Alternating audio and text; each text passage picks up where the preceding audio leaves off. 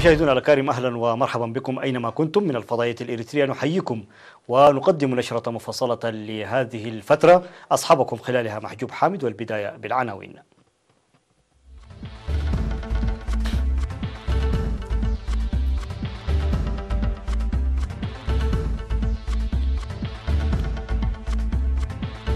مجلس الإقليم الأوسط يعقد اجتماعه الدوري 18.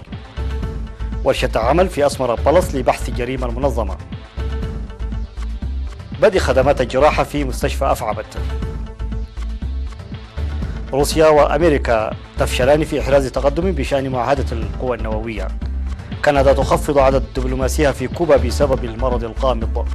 وتلوث الهواء يقلق مدارس بانكوك حتى نهاية الأسبوع.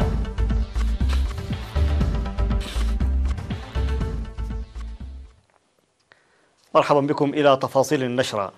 نظم مجلس الإقليم الأوسط في 30 من يناير الجاري اجتماعه الدوري 18 تحت شعار خطوة السلام الثابتة للتقدم والازدهار. وفي الاجتماع الذي شارك فيه حاكم الإقليم الأوسط اللواء رمضان عثمان أولياي وسكرتير الجبهة الشعبية للديمقراطية والعدالة في الإقليم الأوسط السيد يوسف صايق ومسؤولي الأقسام وفروع الوزارات، ذكر رئيس المجلس السيد أبراهام سمري عن استثنائية الاجتماع الذي يعقد في الوقت الذي تفتح فيه آفاق السلام الجديدة ورفع الحظر الجائر المفروض على إريتريا، مشيرا إلى أن مجلس الإقليم ظل يساهم في متابعة وتنفيذ البرامج بالتفاكر والتباحث مع مختلف الجهات المعنية. وقدم المشاركون آراء وتوصيات بناءة بعد أن استمعوا إلى التقارير التي قدمت بلجان التنمية الاقتصادية والخدمات الاجتماعية والثقافة والتقاليد والقانون والنظام، آراء وتوصيات بناءة من ضمنها إعادة النظر في تعرفة الخدمات الكهربائية والهاتف النقال ومنح خدمات مياه الشرب الأولوية وإيجاد الحلول لها. وفي الكلمة التي ألقاها حاكم الإقليم الأوسط أكد فيها عن تنفيذ المشاريع الجارية بقدرات الإقليم والوطن حسب أولوياتها. في الختام أصدر مجلس الإقليم الأوسط تصريح يشمل 19 نقطة، منها الاستمرارية في إنجاز صيانة الطرق ومجاري الصرف الصحي وخلق أجواء ملائمة للاستفادة الجيدة من الجلود المرمية والمهملة.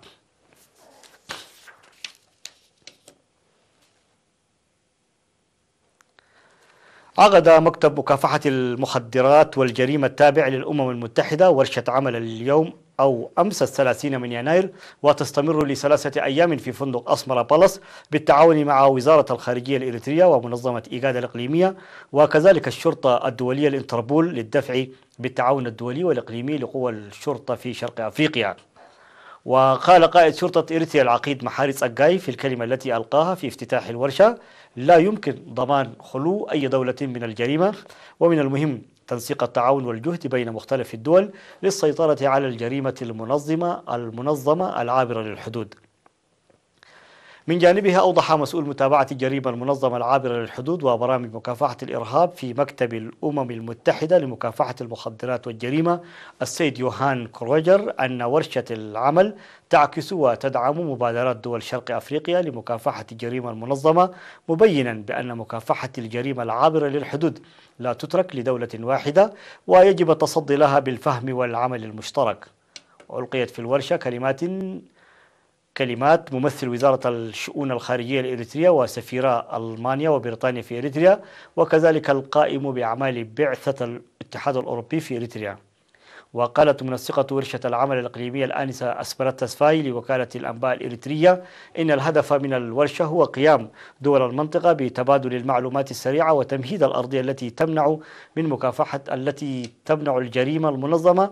وتشهد الورشة التي تشارك فيها وفود من إريتريا والصومال وإثيوبيا وكينيا وأوغندا وخبراء مكافحة الجريمة من مكتب الأمم المتحدة لمكافحة المخدرات والجريمة ومنظمة الإيجاد والشرطة الدولية، تشهد نقاشات ومحاضرات حول معاهدات الأمم المتحدة في الجريمة العابرة للحدود وأنشطة الحركة غير القانونية وتجارة البشر والتهجير وتأثير الجريمة.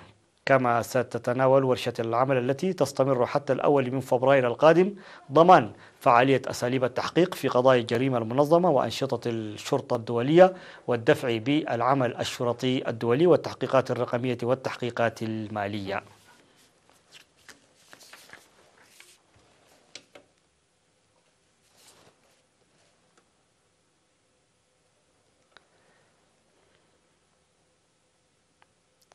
بدأ مستشفى مدينة أفعبت بتقديم خدمات الجراحة بعد تركيب المعدات الأساسية. وأوضح أخصائي الجراحة في المستشفى الدكتور يوناس كفلي مريم أن العمليات الجراحية بدأت في المستشفى منذ نهاية شهر ديسمبر الماضي، وأجريت حتى الآن 6 عمليات كبيرة والكثير من العمليات الصغيرة، وتستفيد من خدمة العمليات الجراحية مديريات نقفة وأدوبحة وقرورة. ودعا لتواصل دعم وزارة الصحة لضمان استمرارية هذه الخدمة. من جانبه أوضح الممرض أسرات أمينة أن بدء العمليات الجراحية مكن من حل مصاعب المرضى القادمين من الريف النائي، وخاصة إسعاف الحوامل سريعا. وقال مدير المستشفى السيد الأمين محمد إن بدء المستشفى للعمليات الجراحية يعتبر نقطة تحول صحية لسكان المديرية والمديريات القريبة منها، وتعتبر أهميتها كبيرة خاصة للحوامل، آخذا في الاعتبار بعد القرى وعدم ملائمة الطرق.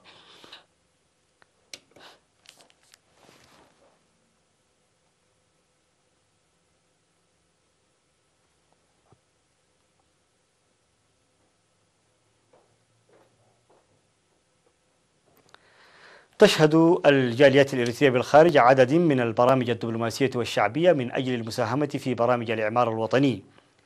في التقرير التالي نتابع بعض من هذه الأنشطة. التقرير للزميل قاسم أحمد.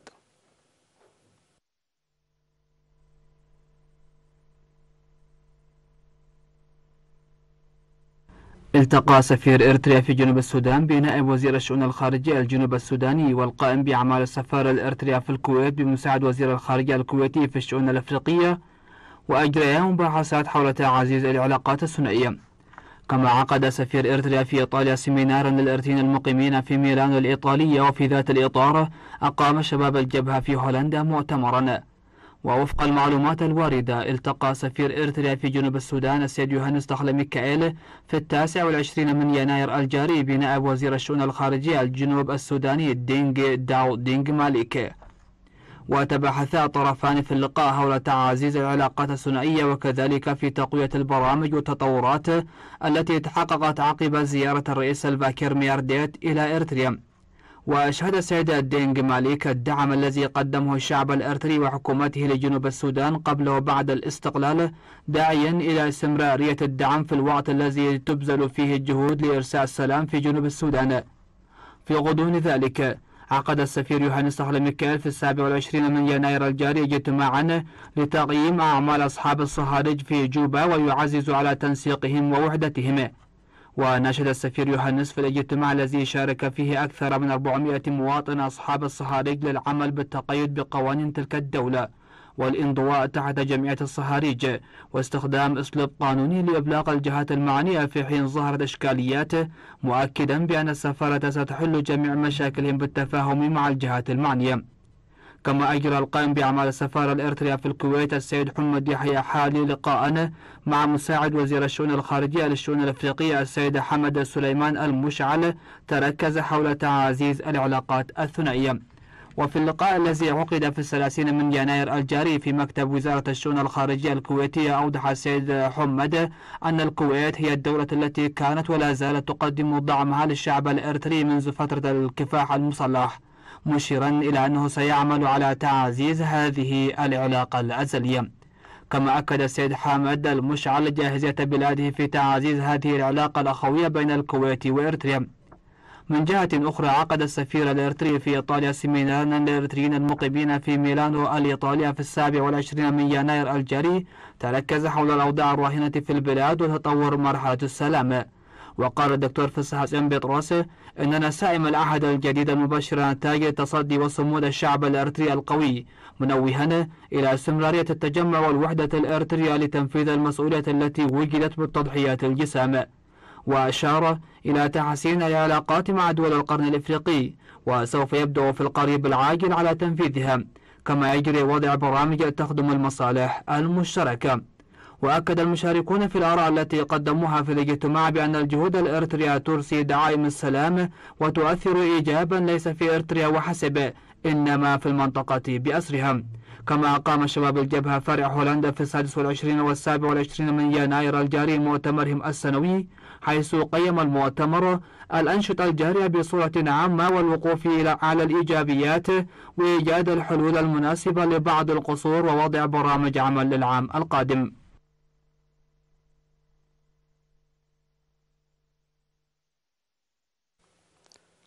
أشاد مدير مديرية الدخان السيد عندي مسقلة حنون بالأنشطة الشعبية لحماية التربة وحفظ المياه وصيانة الطرق ومساعدة أسر الشهداء. وأوضح لدى لقائه ممثلي السكان ومسؤولي مكاتب الوزارات أن 90% من أعمال حماية التربة وحفظ المياه جرت في الأراضي الزراعية وتنفذ بالمشاركة الشعبية الفاعلة لتوزيع أراضي الملكية الخاصة في أوحى وصيانة طريق اندقرقيش ماي ميني.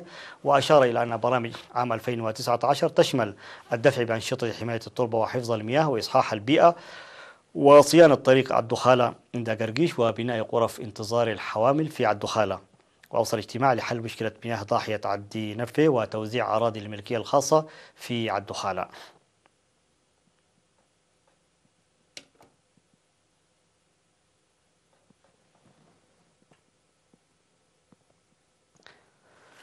كان ذلك حصيلة أنباؤنا الداخلية. فاصل قصير ونوفيكم بالأنباء العالمية، كونوا معنا.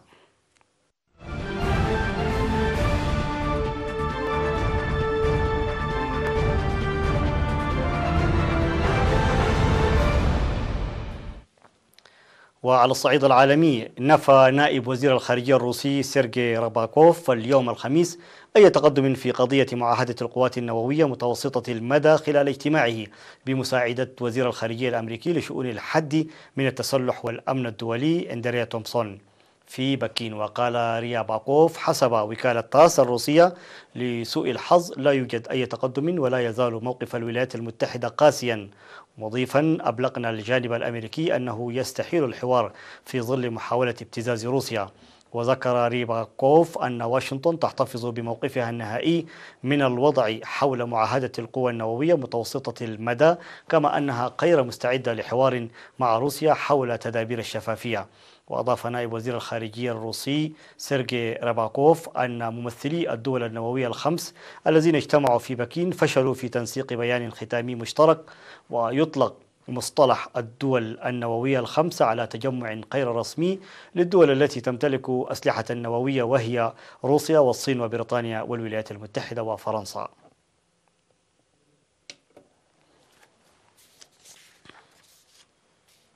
قررت كندا خفض عدد موظفيها الدبلوماسيين في كوبا بما يصل إلى النصف بعد شعور شخص آخر بالإعياء، مما يرفع عدد الكنديين الذين أصيبوا بأعراض قامضة منذ 2017 إلى 14 شخصا. وبدأ دبلوماسيون أمريكيون وكنديون في هافانا الشكوى من الدوار والصداع والغثيان في ربيع 2017.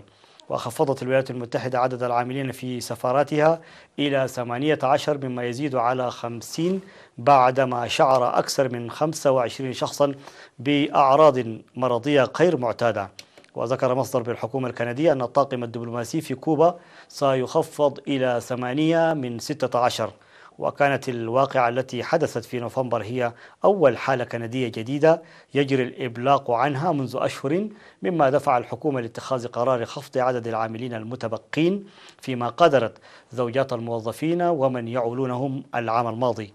وقالت السفيرة الكوبية لدى كندا جوزيفينا فيدال في بيان إن هافانا تعتبر قرار أوتاوا غير مفهوم، بالنظر إلى أنه لن يساعد في كشف غموض الوقائع الصحية وسيضر بالعلاقات الثنائية.